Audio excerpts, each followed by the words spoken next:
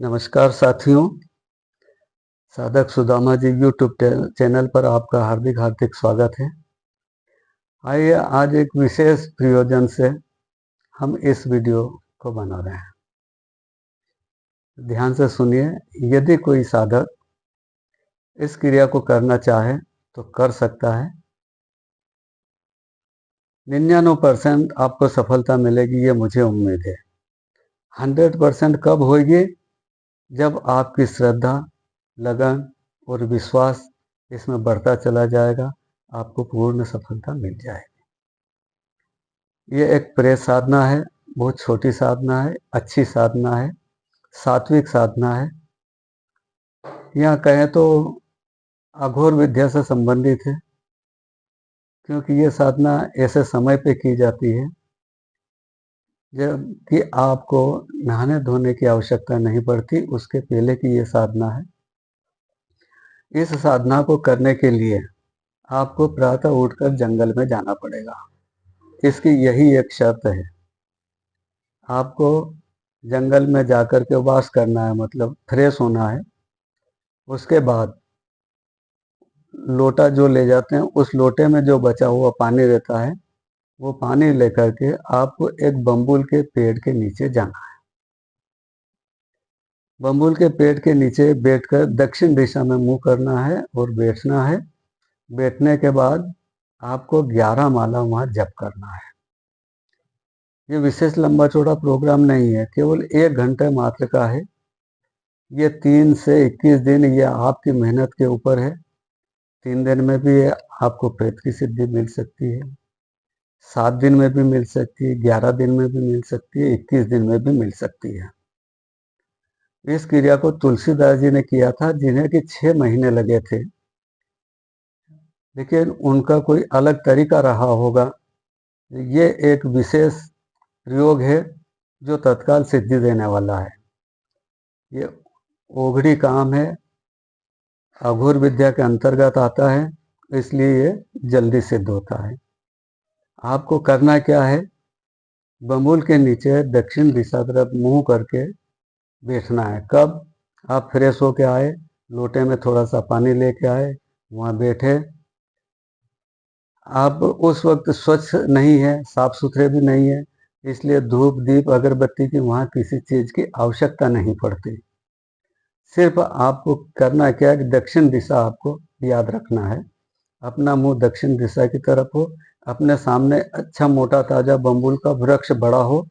जितना बड़ा होगा उतनी जल्दी सिद्धि मिलेगी, क्योंकि बम्बुल पर प्रेत का वास होता है और हम उस प्रेत को अपने वश में करना चाहते हैं, ताकि वो हमारे काम समय समय पर करता रहे। इसलिए सबसे पहले आपको बम्बुल का वृक्ष देखना है, कहीं जंगल में एकांत में, जो करीबन गांव से बाहर 1 किलोमीटर तो होना ही चाहिए। आधा पौन किलोमीटर भी होगा तो चलेगा, लेकिन अपने शहर या गांव से 1 किलोमीटर की दूरी पर हो तो अच्छा है। उससे ज़्यादा दूर हो तो और अच्छा है। वहाँ पर आपको बैठ करके सिर्फ 64 मिनट तक मेरे द्वारा दिए जाने वाले इस मंत्र का आपको जाप करना है। घड़ी आपके हाथ में रहेगी, घड़ी में टाइम देख लेना है। जिस समय आपने शुरू किया उसमें 5-4 मिनट आगे पीछे हो सकता है, लेकिन उस समय का ध्यान आपको रखना है। घड़ी देख लीजिए और 64 मिनट तक इस मंत्र का जाप कीजिए। ओम भूम भूतेश्वरी मम वशम कुरु कुरु स्वाहा। एक बार फिर से सुनिए। ओम वम भूतेश्वरी मम वशम कुरु कुरु स्वाहा। छोटा सा मंत्र है, 64 मिनट में इसकी 11 मालाएं होती है। आप करके देख लेना, लेकिन 64 मिनट तक आपको इस मंत्र का जाप करना है। आप करेंगे 3 दिन में, आपकी लगन, श्रद्धा और विश्वास और निष्ठा के ऊपर निर्भर करता है। यदि वो 3 दिन में खड़ा होता है तो आते ही बोलेगा वो कि आपने मुझे क्यों याद किया है।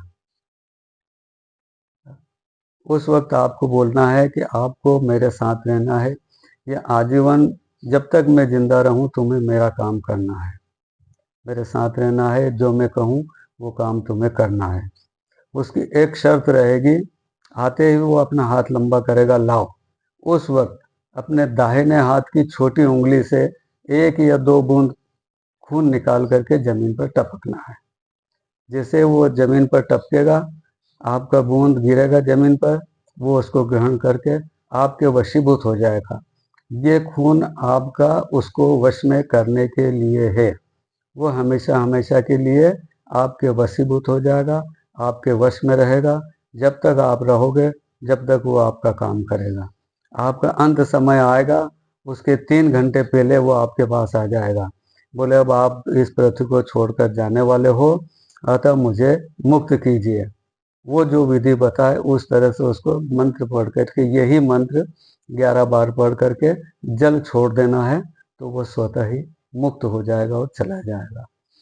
इसका कोई लंबा चौड़ा विधि विधान नहीं है, कोई बड़े प्रावधान नहीं है, इसके कोई नियम कानून नियम लागू नहीं होते हैं। बिल्कुल सात्विक है, अघोर रूपी है और गारंटेड अनुभूत है, लोगों ने करी है। लेकिन बीच बीच में करते करते कुछ लोगों ने छोड़ दी, क्योंकि उनकी श्रद्धा जैसे बढ़ती गई, उनके चमत्कार दिखते गए, कुछ दिन देखे चमत्कार और फिर डर गए और छोड़ दिए। तो इसलिए मैं कह रहा हूँ कि पहले अपना बंदोबस्त रखिए, अपना सुरक्षा कवच रखिए। हर कार्य में कैसी भी छोटी से छोटी साधना हो, उसे छोटा मत समझो। करने के लिए वो छोटी है, लेकिन वो इतनी छोटी नहीं है। उसके परिणाम बहुत खतरनाक भी हो सकते हैं, हल्के भी हो सकते हैं, नहीं भी हो सकते हैं। इसलिए अपने सुरक्षा कवच सर्वप्रथम अपना कवच सिद्ध कीजिए, अपने आप को सिद्ध कीजिए।